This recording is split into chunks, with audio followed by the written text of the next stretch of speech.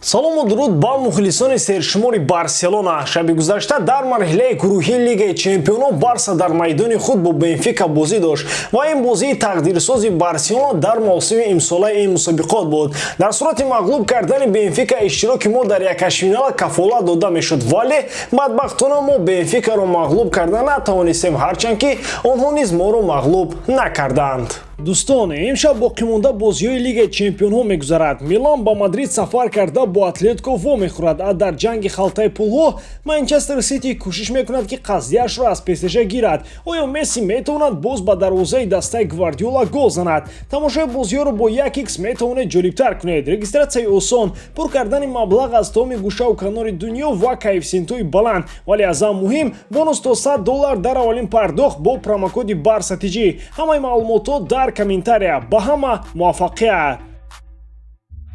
ҳайати асосии дастаро хави чунин интихоб намуд. Дарвозабон Тер Штеген, муҳофизатгарон Араухо, Пике, Лангле, Алба, нимуҳофизатгарон Гави, Френки де Йонг, Бускес, Нико, ҳамлагарон Демир ва Депай. Аз оғози қисми якум идораи бозиро бозингарони Барселона бар дӯши худ гирифтанд ва ҳуҷумҳои пайдарпай анҷом медоданд. Ҳолати хатарнок дар ҷаримагоҳи БЕНФИКА дар дақиқаи 17 ба вуқӯъ пайваст ки Депай дар канори чап тӯбро соҳиб гашт, ду муҳофизатгари БЕНФИКаро фиреб дода ба ҷои зарба задан тӯбро ба ҳамдастааш равон мекунад, вале паси ӯ дақиқ набуд ва рақибон ба осонӣ тӯбро аз ҷаримагоҳ дур карданд. 10 дақиқа баъд аз ин ҳамла Барселона боз ду ҳуҷуми хатарноки дигар кард. Аввал Гави аз мавқеи хуби зарба задан тӯбро каме болотар аз дарвоза равон кард ва баъдан Нико бо пасаш ба канори чап Жорди Албаро ба мавқеи зарбазанӣ баровард, вале Влахо Димос тавонист ки дарвозаашро аз гол эмин нигоҳ дорад. Дар дақиқаи 35 бозӣ Барселона баъди иҷрои зарбаи кунҷӣ гол сар дод, вале голи задаи Отамендиро довар ҳисоб накард, зеро баъди иҷрои зарбаи кунҷӣ тӯб каме майдонро тарк карда буд.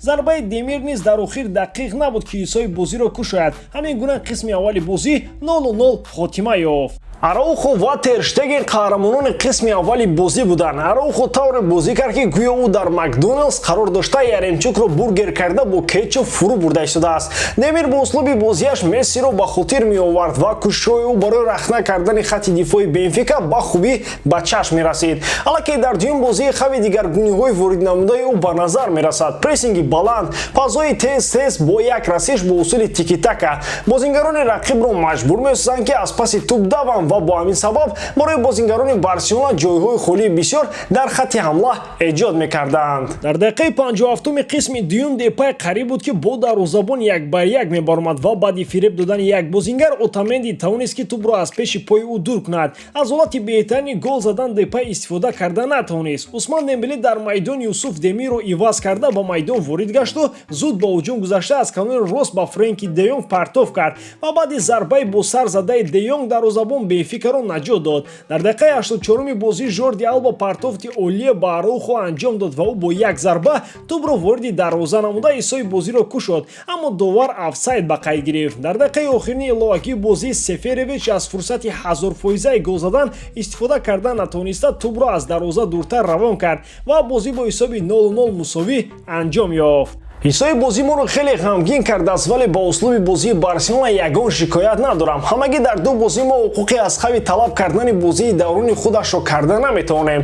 Муҳим ин аст ки хави медонад ки чӣ гуна Барселонаро беҳтар созад ва ӯро ба топ даста табдил диҳад. Мо инро худамон дар бозиҳо мушоҳида дорем. 3-4 ҳолати 100% гол задан доштем ва агар мо як ҳамлагари марказӣ ҳалол медоштем, боварӣ дорам натиҷаи бозӣ дигар мешуд. Дар видеои гузашта ман таъқид карда будам ки ба мо ниммуҳофизатгари марказии таҷрибадор лозим аст ва агар Бускес то бозӣ бо БЕНФИКА омода нагардад, аҳволи Барселона бад хоҳад шуд. Хушбахтона Бускес барқарор шуд ва дар майдон дар баробари Араухо яке аз беҳтарин бозингарони ин бозӣ гашт. Френки де Йонг низ бад набуд ва маҳз ба шарофати ӯ Барселона зуд аз хатти дифоъ ба ҳуҷум мегузашт. Бозии Нико бо Гавиро низ ягон эътироз карда наметавонем. Онҳо дар майдон олӣ буданд, вале Гави дар охир хеле афгор шуд. Нико қариб тамоман тӯбро гум намекард мекард ва тамоми дриблингҳои ӯ бо барор анҷом ёфт. Беҳтарин бозингароне ки бояд ҳатман қайд кунем Араухо, Тер Штеген ва Серхио Бускетс. Агар Араухо намебуд, Барселона ками кам 3 гол сар медод.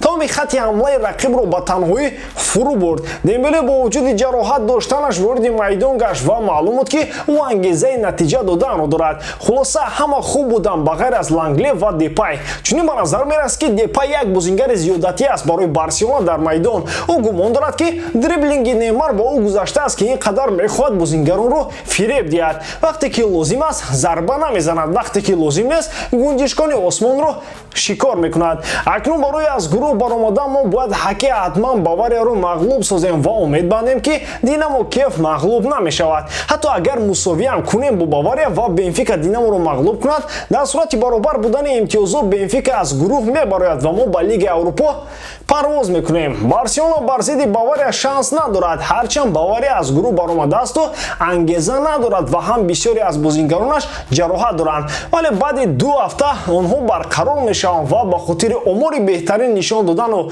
ба хотири Роберт Левандовскиро беҳтарин нишонзан кардан, онҳо ҳатман кӯшиш мекунанд ки Барселонаро мағлуб созанд. Дар Альянс Арена Бавария ҳеҷ гоҳ ба мағлубият розӣ намешавад ва мо бошем то охирин фурсат аз Барселона умед дорем. Шумо чӣ фикр доред дӯстон? Оё Барса шанси ба плей-офф варомаданро дорад ва дар бозии шабина кӣ ба шумо писанд ва кадом бозингар хело бад буд? Ҳатман фикрҳои худро дар комментария нависед. Ин барои мо хеле муҳим аст. Акнун реклама ба нафароне ки ба ин дороҳои гиёҳӣ ниёз доранд. Дӯстон, қариб 1 сол мешавад ки мо бо ширкати Азия Маркет ҳамкорӣ мекунем ва ба шумо низ тавсия медиҳем, чунки шумо аз ширкати Азия Маркет метавонед дороҳои гиёҳии оригиналро дастрас кунед. Дору барои доғи рӯ ва пӯсти бадан, барои хароб ва фарбешавӣ, барои дарди меъдаву гурда, барои дарди мушакҳо, барои ба қувват кардани мардонагӣ, барои дароз кардани муҳлати ҳамхобагӣ, барои риши мӯи сарбарорӣ ва дигар дороҳои даркории худро метавонед аз ширкати Азия Маркет дастрас кунед. Худи ҳозир ба номерҳои дар рӯи экран буда даромада занг занед ва агар скидка гирифтан хоҳед, пас ба саҳифаи Азия Маркет даромада дар вақти харидорӣ кардани дороҳо промокоди ГАЮРФро истифода баред. Ссылкаи саҳифаи Азия Маркет дар описанияи ин видео.